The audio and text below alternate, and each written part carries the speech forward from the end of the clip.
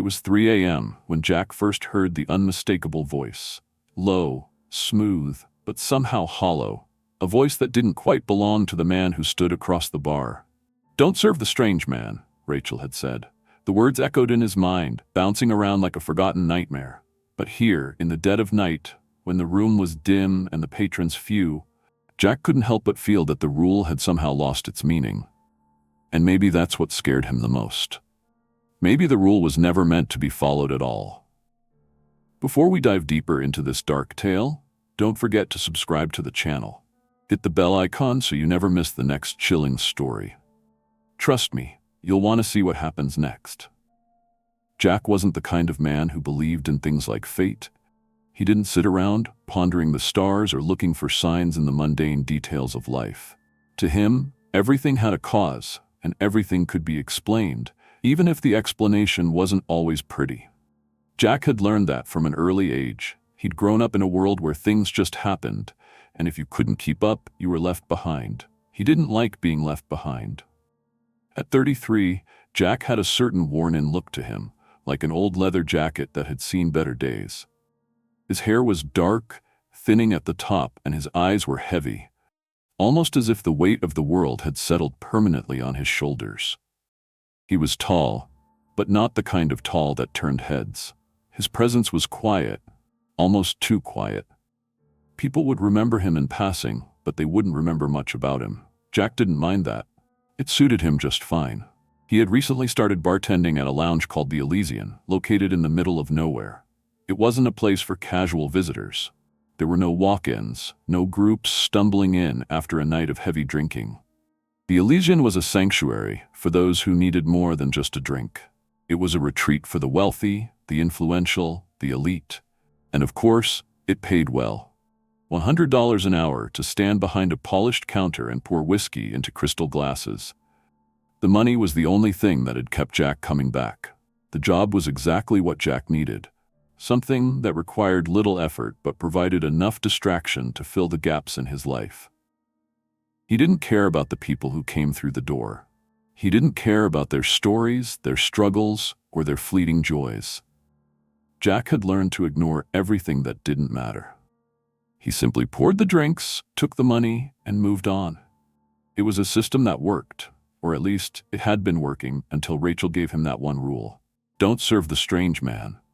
At first, it had sounded like a joke, a quirky little piece of bar lore shared to entertain the new guy.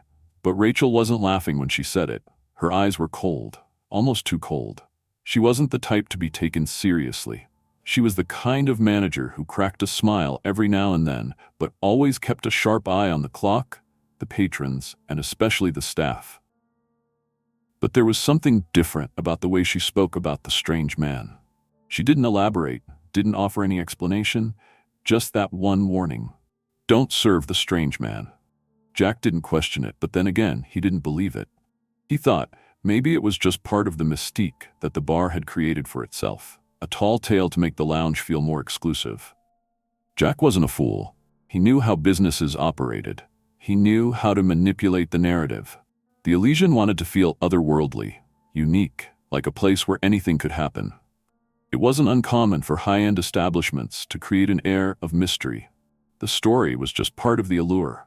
Then on his third shift, it happened. The strange man walked in. The door to the lounge creaked as it opened, and the dimly lit room seemed to swallow the figure whole. The man was tall, too tall, with an unnerving air about him. He wore a suit that was too crisp, too perfect for the hour. It was a deep charcoal, the kind that could only be purchased in the most exclusive shops. His shoes gleamed, reflecting the faintest light of the lounge, and his face was the kind that made you feel like you knew it but didn't quite remember how. Jack's eyes instinctively darted to Rachel. She was standing behind the bar, her hands frozen in mid-motion as she cleaned a glass. She didn't look up, didn't acknowledge the man. Jack's throat tightened. He remembered the rule. He didn't want to look at the man too closely, didn't want to stare and risk seeing something he shouldn't. But the man's eyes, they were cold, darker than night, yet somehow gleaming with an unsettling light. The strange man walked up to the bar with a slow, deliberate pace. His voice was smooth, like the rustle of velvet when he spoke. "A whiskey," he said, his tone indifferent, almost rehearsed. "Neat." Jack had never seen this man before, but somehow the command in his voice felt familiar. It was the kind of voice that commanded respect without raising its pitch. The kind of voice that made you think you had no choice but to obey. But Jack hesitated. The memory of Rachel's words lingered in the back of his mind. "Don't serve the strange man." But then the man's fingers tapped the counter twice. Once, twice, and Jack's hand moved. It was as if his body had already decided for him. The glass was filled, the whiskey poured, and the man's hand slid a crisp $100 bill across the counter without a word. Jack took the bill, his fingers brushing against the strange man's hand. There was a coldness to it, a chill that sent a shiver up his spine. It wasn't the kind of chill that made you uncomfortable. It was the kind of chill that made you wonder if you'd just touched something that didn't belong to this world. He looked away, focusing on the bar as he set the glass in front of the man. The strange man's eyes were still on him, cold and unblinking. Jack felt the weight of his gaze but didn't dare meet it. Not this time. A few minutes passed, the bar returning to its normal rhythm. Jack had almost convinced himself it was nothing. Just a regular, albeit odd, patron. But then the silence broke. The man spoke again. "You don't want to be like the others." Jack's blood ran cold. "What do you mean?" he asked, his voice tight, strained. "The ones before you," the man replied, his tone still smooth, almost like a lullaby. "They served me, and now they're gone." Jack didn't respond. He couldn't. He felt a heaviness settling in his chest, a tightness he couldn't shake. The strange man finished his drink, placed the empty glass down, and slid another bill across the counter. Jack's eyes darted to Rachel. She was still in the back, her expression unreadable. The man stood up, his movements slow, deliberate, and as he walked out, Jack felt the air shift. It was subtle, like a breeze brushing against his skin, but it was there. The room felt heavier, as if something unseen had entered and was now watching him from the shadows. Jack turned away, his heart pounding in his chest. Something told him he had made a mistake. Something told him this wasn't just another odd night at the Elysian. It wasn't just another strange customer. The strange man was gone, but the unease he left behind lingered, like the scent of whiskey in the air. And in that moment, Jack realized, the rule wasn't meant to be broken. Not by him, not by anyone. But now it was too late.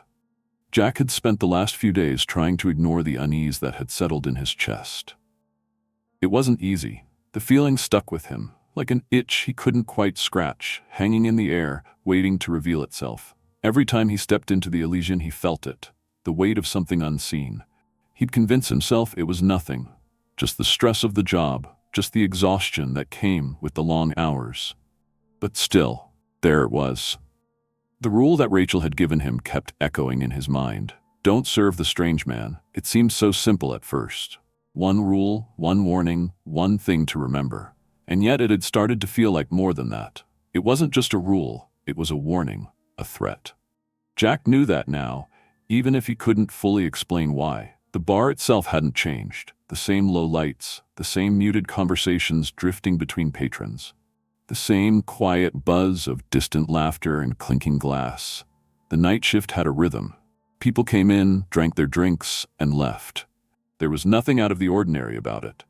But Jack couldn't escape the thought that he was waiting for something. It was then, on his 6th shift, that he saw him again. The door creaked open, the low sound of it cutting through the quiet. Jack didn't need to look up. He didn't need to see the figure entering the bar. He already knew who it was. The strange man had returned, and this time, something felt different. It wasn't just the unease in Jack's chest, the gnawing feeling in his stomach. There was something else in the air. The man walked in slowly, with that same deliberate, almost predatory pace. He moved like he had all the time in the world. His suit was the same as before, perfectly tailored, too pristine. His shoes shone in the dim light, and his hands, smooth and delicate, rested casually at his sides. His eyes were the only thing that had changed. This time they didn't gleam with the same coolness as before. No, this time they were darker, almost as if they had been waiting, watching. There was something sharp in them, something that Jack couldn't shake. Jack tried not to stare. He tried not to acknowledge him. But the moment the man walked up to the counter, Jack couldn't help himself. He glanced up, just for a moment, and in that moment, the strange man's gaze locked onto Jack's. The eyes were still cold, still piercing, but now they were filled with something more. It was a look that seemed to bore into Jack's very soul, like the man could see through him, like he could read every thought that crossed his mind. Jack quickly looked away, his heart racing in his chest. But the man wasn't done. "A whiskey," he said, his voice as smooth and calm as ever. It was the same request, the same drink, the same tone of command. Jack's hands froze for a second. There was something about the way the man spoke, something that felt like an order, something that made Jack feel like he had no choice but to obey. He poured the whiskey without thinking. His hands moved automatically, almost as if they were being guided by an invisible force. The glass was filled, the amber liquid swirling in the dim light. He placed the glass in front of the man, trying his best to ignore the coldness that settled in his bones. He didn't look at the man as he slid the drink across the bar. But then, the strange man's fingers touched the edge of the glass, and the coldness shot up Jack's arm like a jolt of electricity. He pulled his hand back quickly, heart pounding in his chest. The strange man didn't say anything at first. He just stared at Jack, those dark eyes never blinking, never wavering. Jack felt the weight of his gaze, like the man was seeing straight through him, reading his every thought. And then, finally, the man spoke. "You know who I am, don't you?" The words sent a chill down Jack's spine. His throat tightened. He swallowed hard, trying to find his voice, but it wouldn't come. He nodded, but it felt like the wrong thing to do. He wasn't sure if he was answering the question or just trying to avoid the truth. "I've been here before," the man continued. His voice was low, almost hypnotic. "I've been watching you." Jack didn't know how to respond. The room felt suddenly smaller, the air thicker, like he couldn't breathe. He didn't want to admit it, but he felt it. The unease that had settled in his chest before was now something worse, something heavier. The strange man's presence filled the bar, and for the first time, Jack felt completely alone, like he was the only one who existed in that moment. "You shouldn't have served me," the man said, his voice quieter now, as if he were speaking only to Jack. "But it doesn't matter. It never matters." Jack's heart skipped a beat. His hands began to shake, but he tried to hide it. He reached for the bottle behind the counter, pretending to adjust it, pretending to busy himself with something, anything that would distract him. But the strange man's eyes never left him. They were unblinking, unwavering. Jack could feel them on his skin, burning through him. The man finished his drink, sliding the empty glass back across the bar. Jack took it mechanically, his mind racing, his pulse pounding in his ears. He had to stop himself from looking at the man again. He didn't want to see the gleam in his eyes. He didn't want to feel the weight of his gaze. Without another word, the man stood up, his movements slow, deliberate. He turned toward the door, but before he left, he paused. "You'll see me again," the man said, his voice almost a whisper. "And when you do, you'll know what comes next." And then, just like that, he was gone. Jack stood frozen for a long moment, the empty glass still in his hand. His heart was pounding, his thoughts swirling in a chaotic mess. What had just happened? What was it about the strange man that made everything feel wrong? He looked around the bar, but everything seemed normal. The low hum of conversation, the clink of glasses, the muffled sound of the city outside. It was all just noise, just background, but Jack couldn't shake the feeling that something had shifted. Rachel was in the back, cleaning glasses, her eyes never straying from her work. She hadn't seen the man leave, hadn't acknowledged his presence at all. She hadn't even looked up when he came in. Jack walked over to her, his steps heavy, his mind foggy. He didn't know what to say. He didn't know if he should say anything, but he had to ask. "Rachel," he said, his voice low. "What is it about him? The strange man.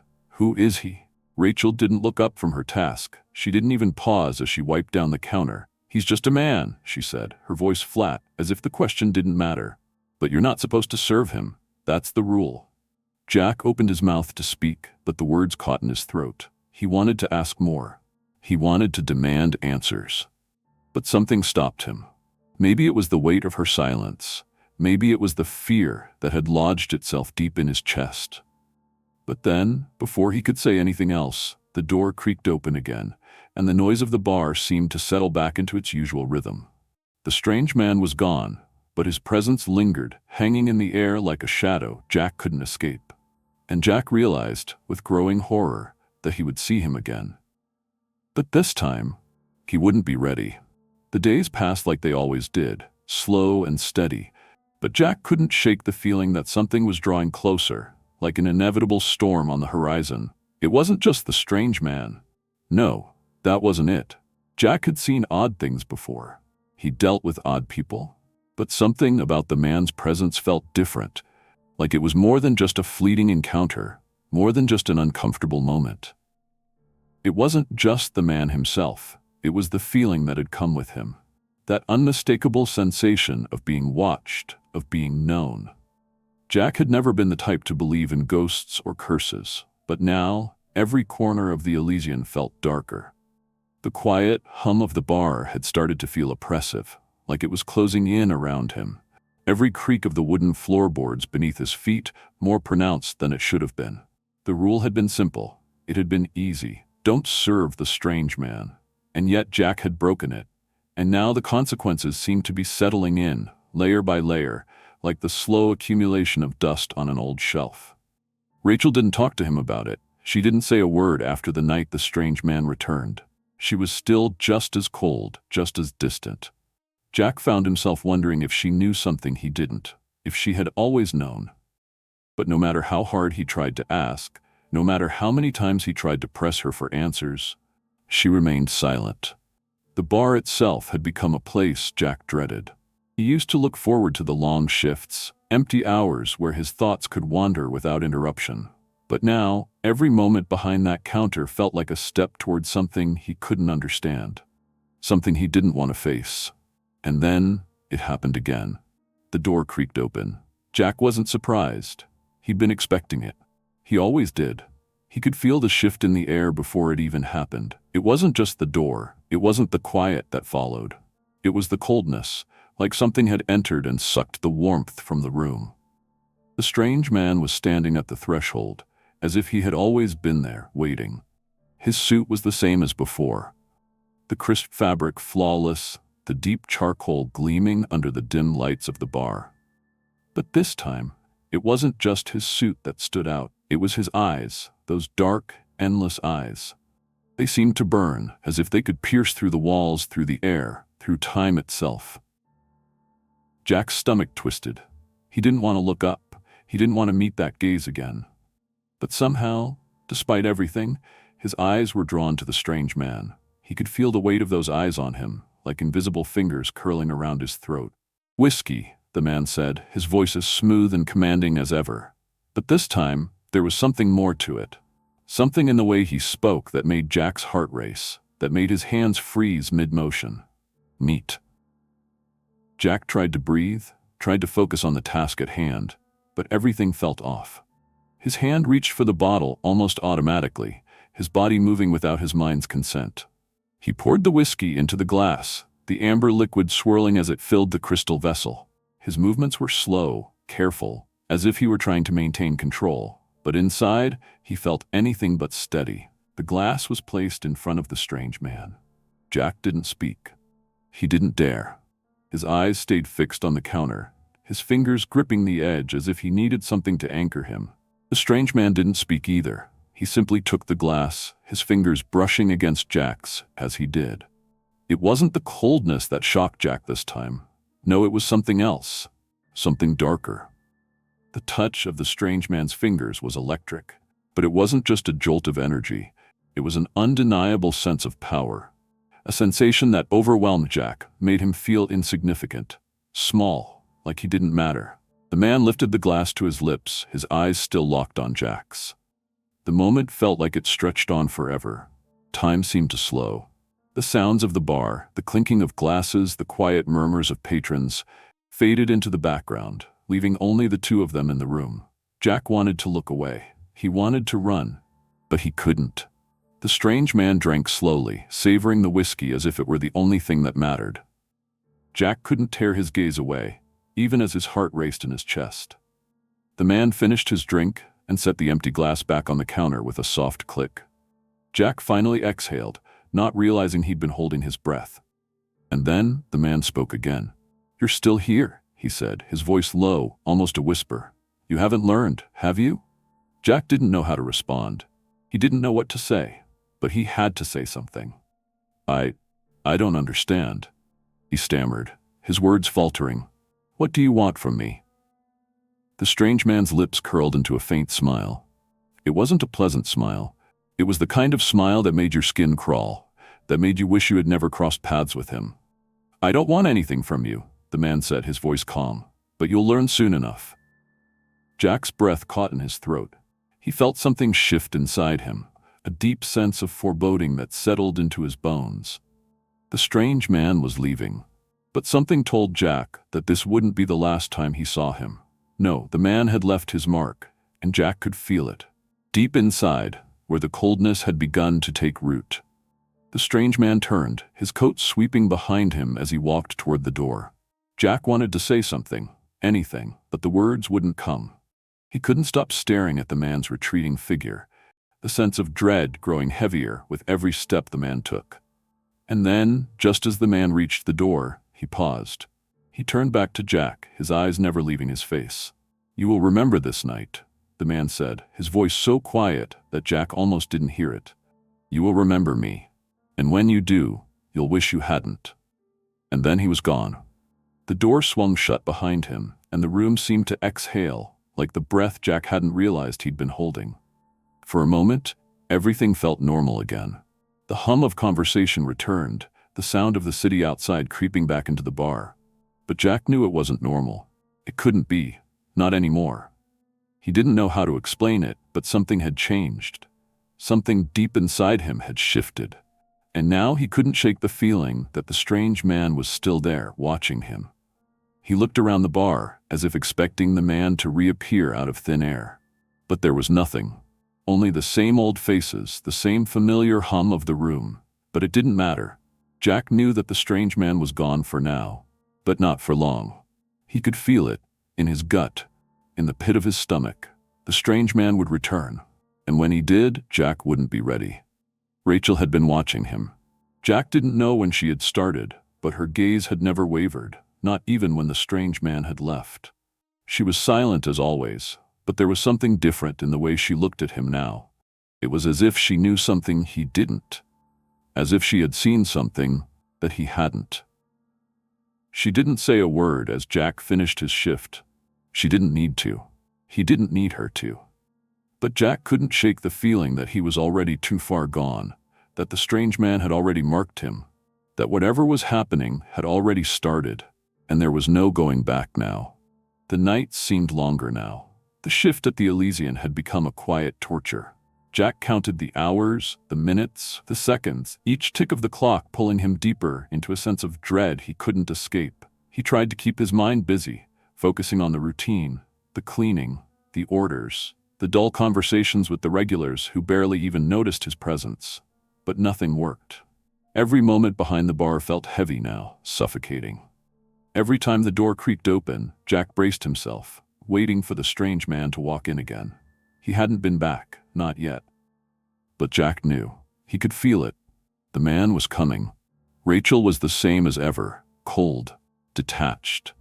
Jack wondered if she had known all along. He couldn't be sure.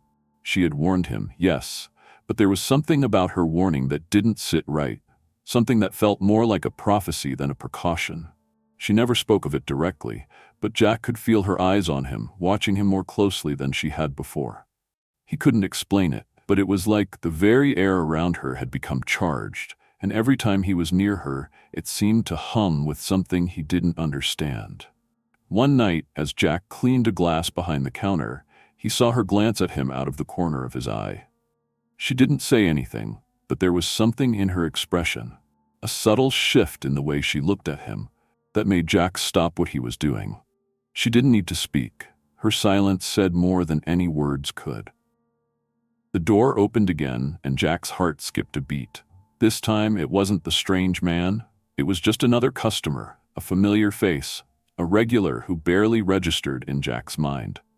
But it didn't matter. The man would come back. It wasn't a question of if, it was a question of when. Jack couldn't help himself. He scanned the room, his eyes darting nervously around, as if expecting the strange man to appear from the shadows at any moment. But the minutes dragged on, and he didn't come. Still, Jack couldn't shake the feeling of his presence lingering in the room. It was like the air was thick with it, like the man was watching from somewhere just outside his field of vision. Jack tried to push the thought away, but it wouldn't leave. That night, as Jack closed up the bar, he couldn't stop himself from thinking about what the strange man had said. "You will remember this night." Those words echoed in his head, bouncing off the walls of his mind, louder with each passing moment. Jack tried to shake them off, tried to tell himself it was just the stress, just the fear that was messing with him. But the more he thought about it, the more the words seemed to take on a weight of their own. It was a full week before the strange man returned. Jack had almost convinced himself that maybe, just maybe, he wouldn't show up again. That perhaps he had been mistaken, that the whole thing had been some kind of bizarre coincidence. But then, just as the bar was beginning to settle into its usual rhythm, the door creaked open. Jack didn't have to look up. He didn't need to see the man's face. He could feel it. The same chill in the air, the same heavy silence that had descended the last time he walked in. The strange man was back. Jack's hands trembled as he wiped down the counter, trying to focus, trying to keep his composure. But he couldn't. Every muscle in his body was tight with tension, every nerve on edge, screaming at him to leave, to run. But there was nowhere to go. He had nowhere to hide. The strange man walked in slowly, his steps deliberate, his presence suffocating. Jack's breath hitched in his throat as the man approached the counter. His suit was as immaculate as ever, the dark fabric gleaming under the dim lights. His eyes, those black eyes, fixed on Jack immediately. Jack's stomach dropped. He tried to look away, but his gaze was caught. He couldn't break free. It was as if the man's eyes were pulling him in, trapping him in a silent, invisible web. "A whiskey," the man said, his voice calm, like the last time. But this time, there was something different in it. There was a finality to it. A command, but also something else. Something darker. Something Jack didn't fully understand, but could feel deep in his chest. Jack didn't want to serve him. He didn't want to do it. But his hand reached for the bottle anyway. The motion was automatic, as if he were being controlled, as if the choice had already been made for him. He poured the whiskey, his hands shaking slightly as the liquid filled the glass. He placed it in front of the man, his eyes avoiding the strange man's gaze as much as he could. The man took the glass without a word, his fingers brushing Jack's again. The touch wasn't cold this time. It was sharp, like ice, like it cut through the air between them. The strange man's eyes never left Jack's face. Jack could feel his heart racing, the blood pounding in his ears, neck, the sweat starting to bead on his forehead. "I've been watching you," the strange man said, his voice low, almost a whisper. "You've been waiting for me." Jack didn't know how to respond. He didn't know if he could respond. All he could do was nod, his throat dry, his thoughts jumbled. "You know," the man continued, his voice still quiet but heavy with something unspoken, "that when you break the rule, there are consequences, and you've broken it." Jack felt his chest tighten. He opened his mouth to speak, but the words wouldn't come. His eyes locked onto the man's, and for the first time, he saw something new in them. There was no malice, no anger, just cold, empty knowledge. It was as if the man had already seen everything that was going to happen, as if he knew exactly how this was going to end. "I told you," the strange man murmured, "you'll remember this night. And when you do, you'll wish you hadn't." The words struck Jack like a blow to the chest, knocking the wind out of him. He wanted to scream, to run, to do anything to escape the suffocating presence of the man. But he couldn't move. His body was frozen, like it was trapped in some kind of nightmare, unable to escape. The strange man finished his drink slowly, savoring each sip, his eyes never leaving Jack's face. Time seemed to stretch, to bend, to warp around them. The world outside the bar ceased to exist. There was only Jack and the strange man, locked in some kind of dark, twisted standoff. And then, as quickly as he had appeared, the strange man stood up, his coat flowing behind him like a shadow. He didn't say another word. He didn't need to. His presence lingered in the air long after he had left, heavy and oppressive, like a weight pressing down on Jack's chest. The door swung shut behind him, and for a brief moment, Jack felt like he could breathe again. But it didn't matter. The strange man had marked him, and now there was no escaping it. Jack stood behind the bar, motionless, his hand still gripping the counter. The bar had returned to its usual quiet hum, but Jack didn't hear it. He couldn't hear anything. His mind was spinning, his thoughts fractured and disjointed. He had broken the rule, and now the consequences were beginning to unfold. Rachel didn't speak. She never spoke. She hadn't moved from her spot in the back of the bar, her face expressionless, her eyes distant, like she wasn't even there. Jack couldn't help but wonder if she had known this would happen. Had she always known? Had she known what would come after the rule was broken? The door had swung shut behind the strange man, but the silence that followed felt suffocating. The air in the bar seemed thick, like it was pressing in on him from all sides, and Jack couldn't escape it. He wanted to run, he wanted to leave, but he knew he couldn't. Not now. Not when the man's shadow had already fallen over him. It was only a matter of time before the consequences came, and Jack wasn't sure if he was ready to face them. Before you go, if you enjoyed this chilling tale, make sure to hit that like button and subscribe for more terrifying stories like this one. Don't forget to turn on the notification bell so you never miss an upload. Have thoughts about tonight's story? Drop them in the comments. I'd love to hear what you think. Thanks for watching, and remember, some rules are meant to be followed, no matter what. See you in the next one.